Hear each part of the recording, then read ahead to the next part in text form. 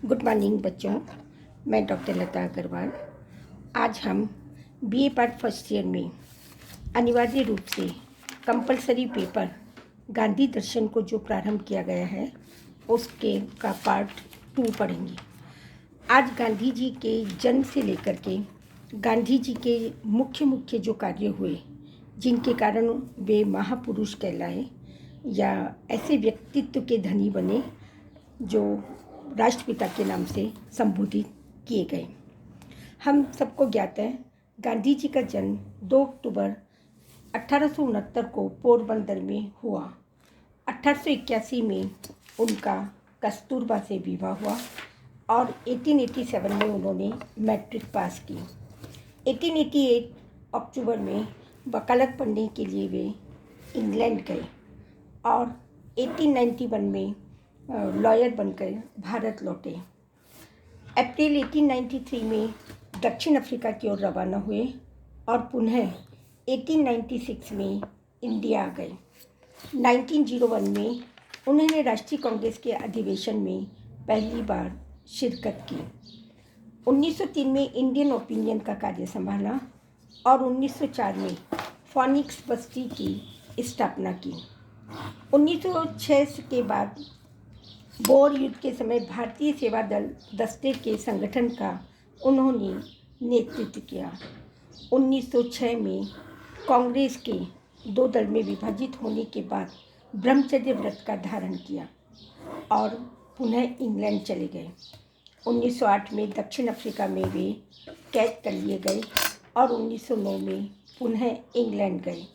1910 में Tolstoy body की स्थापना हुई और 1913 में दक्षिण अफ्रीका में ऐतिहासिक सत्याग्रह का नेतृत्व कर काले गोरे के भेद को समाप्त करने का सत्याग्रह के माध्यम से प्रयास किया। 1914 में दक्षिण अफ्रीका से पुनः भारत आए और जनवरी 1915 में दक्षिण अफ्रीका से जो सत्याग्रह का एक हथियार लेके आए उसको उन्होंने यहाँ पर आजमाना शुरू किया। 1915 में साबरमती आश्रम की स्थापना की और 1917 में चंपारण सत्याग्रह प्रारंभ किया। 1918 में खेड़ा में प्रथम कर बंदी आंदोलन चलाया। 1919 में जलियांवाला बाग कांड 13 अप्रैल 1919 को जो जनरल डायर ने नृशंस हत्या कर की, उससे गांधी जी ब्रिटिश सरकार के जो सहयोगी थे तब से वे असहयोगी बने और उन्होंने एक नया आंदोलन चलाया, असहयोग आंदोलन। यहीं से लेके भारतीय स्वतंत्रता तक गांधी युग के नाम से जाना जाने लगा। 1919 में यंग इंडिया नवजीवन का प्रकाशन किया। 1921 में वे पहली बार जेल गए और इसके बाद में उन्होंने खादी प्रचार के लिए दौरा प्रारंभ किया। 1927 में खादी प्रचार अपनी चरम सीमा पर पहुंचा। 1930 में दांडी यात्रा और नमक सत्याग्रह का नेतृत्व किया। 1931 में गोलमेज सम्मेलन में लंदन में जाके भाग लिया।